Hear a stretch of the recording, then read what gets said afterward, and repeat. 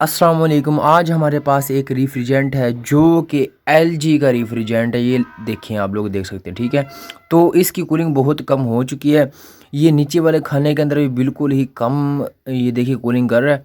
और जो ऊपर वाला खाना है इसका, ये जो आइस वाला है, आइस इसके अंदर बर्फ़ जमती है, ये बहुत ही कम कर रहा है, ठीक है। ये आइस बॉक्स के अंदर भी बहुत कम कूलिंग है इसकी।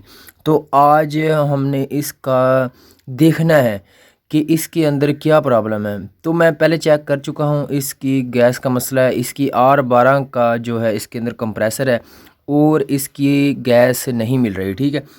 तो अब हमने इसकी R12 की गैस है, कंप्रेसर है, इसके अंदर अब हमने जो गैस डालनी है वो 134 नंबर की हमने गैस डालनी है, ठीक है। ये इसका वॉल है, ठीक है। इसका ये कंडेंसर का पाइप आ चुका है एक, और एक इसका फ्रीज़र का पाइप नीचे आता है, जैसे कि आप लोगों को पता है। जिन कारीगर भाइयों को, जिसको नहीं पता, ये उनके लिए वीडियो है।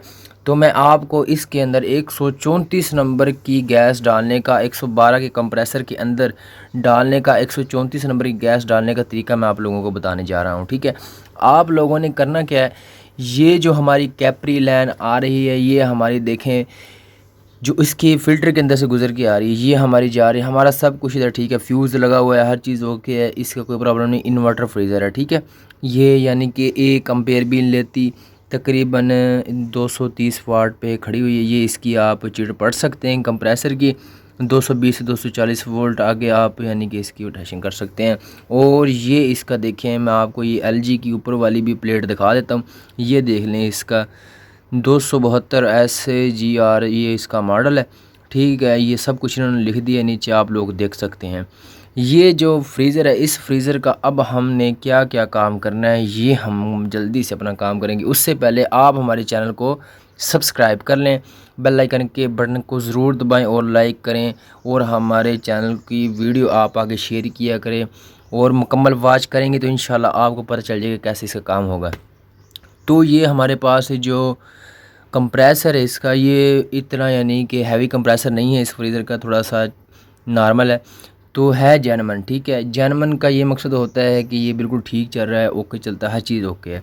तो ये हमने सबसे पहले इसका वॉल खोल लेना है, ताकि इसके अंदर जो थोड़ी बहुत गैस है वो गैस हमने निकाल देनी है, ठीक है। ये इसकी हमने गैस निकाल दी, आप लोगों को दिख रहा होगा इसके अंदर गैस थोड़ी बहुत थी, तो वो मैंने अपनी गैस इसके अंदर से निकाल लेनी है। और आप लोगों ने भी इसकी गैस निकाल लेनी है, ठीक है। अगर आप लोगों को शक शुबा है कि आपकी कैपरी बंद है, तो फिर आपने कैपरी काट लेनी है। ये मैं इसके देख रख सकते हैं कि आप कंडेंसर वाला पाइप और इसके फ्रीज़र वाला पाइप दोनों को मैं बत्ती के साथ, इसके टांके जो कि टांके हैं वो मैं निकाल लूँगा। टांके निकालने का तरीका आसान है, आप बत्ती को रखें और इसके टांके आराम से निकालें, ठीक है। मैं तो यही कहता हूँ कि इसके टांके निकाला करें, काटे ना करें। अगर पैप आप लोग देख लें, अगर बड़े हो तो काटें, अदरवाइज़ छोटे हो पैप आप काटें ना, ठीक है। कोई बात नहीं, आप इसको निकाल लें या काट लें, जैसे भी निकालें, इसको सही सलामत पैप को रखें। और ये देखें, मैं इस दोनों पाइपों को निकाल लेता हूँ। तो मुझे तो यही बेहतर लगा कि मैं इसके टांके निकाल लूँ, तो ये मैंने निकाल लिए हैं, ठीक है।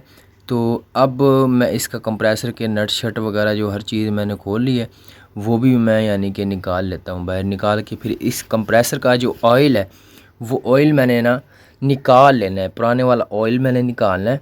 वो अब किसी भी नंबर का हो, फ़र्क नहीं पड़ता, ठीक है। ये मैं ऑयल इसका जो है वो मैं बोतल के अंदर निकाल लूँगा। ये बोतल के अंदर मैंने अब इसका ऑयल सारा निकाल दिया है। और देखें, इसकी कंडीशन देख लें ऑयल की कितनी बुरी हो चुकी है और कितना ये ब्लैक हो चुका है, ठीक है। तो इसकी हालत आप लोगों ने देख ली है। तो ये मैंने अपने जो वाल है इस कंप्रेसर का, ये कंप्रेसर का वाल मैं चेंज करूँगा, क्योंकि ये पहले वाला ठीक नहीं है, वाल काफ़ी पुराना हो चुका है, और इसके जो वाल है वो भी ठीक नहीं लग रहा था मुझे, इसलिए इसको मैं चेंज कर रहा हूँ। तो इसके पाइप शैम्प हर चीज़ मैं लगाऊंगा, पहले वॉल लगा लेता हूँ। तो मैं जल्दी से वॉल लगा के और इसके पाइप शैम्प लगा के फिर मैं आपके साथ वीडियो दोबारा लेके आता हूँ, ठीक है। तो मैं पहले इसके वाल शाल लगा लेता हूँ।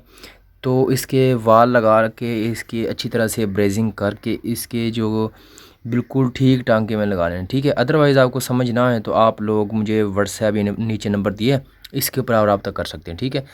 तो ये मैंने अपना वॉल वगैरह लगा लिया, ठीक है। और इसका जो ऑयल है, ये मैं इसका ऑयल 134 नंबर का, ठीक है, इस कंप्रेसर के अंदर डाल रहा हूँ। और इसको डालने का तरीक़ाकार ये है कि इसका एक जो पाइप है वो लगा लें आप किसी बोतल जहाँ पर आपको ऑयल हो उसके अंदर, और चार्जिंग लाइन के ऊपर लगा के आगे से आप दबा लें इसका कंडेंसर वाला पाइप, और दूसरा पाइप इसका फ्रीज़र वाला दबाएंगे तो ऑटोमेटिकली पी जाएगा, ठीक है। तो ये हम बिल्कुल अपना रेडी कर लिया है फ्रीज़र। तो इसके टांके शांके मैंने इसकी हवा भर के अब चेक कर लिए, तो ये मेरे टांके माशाल्लाह बिल्कुल ओके हैं। तो अब इसका मैंने वैक्यूम करना है, ठीक है। इसका वैक्यूम बहुत सी अच्छे तरीके से कीजिएगा, ताकि जितना अच्छा वैक्यूम होगा उतनी ही अच्छी इसकी कूलिंग का आपको बैकअप मिलेगा, ठीक है। आप अच्छे से इसके करवाएं, वैक्यूम करवाएं। इतना भी वैक्यूम नहीं कराना कि आपके पाइप हैं वो जो ना ख़राब हो जाए।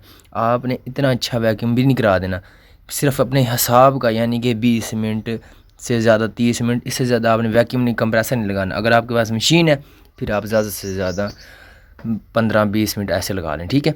ये हमारा देखें 0.5 पे जा चुका है, ठीक है, एम्पेयर मीटर। ये हमारा गेज मीटर है, ठीक है।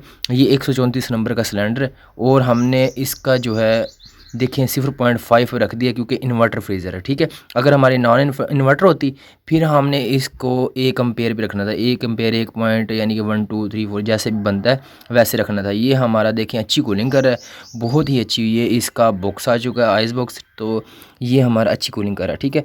कैसी लगी आपको वीडियो हमें ज़रूर कमेंट में बताइएगा, और हमारे चैनल इलेक्ट्रिक प्रिंस को ज़रूर सब्सक्राइब कीजिएगा, बेल आइकन को दबा दें ताकि आने वाली नई नई वीडियो आपके पास पहुंच सकें, क्योंकि अभी बहुत ज़्यादा काम है जो आप लोगों को मैंने सिखाना है। तो अगली वीडियो के लिए मुझे इजाज़त दें, अगली वीडियो के लिए अल्लाह हाफ़िज़ फ्रेंड।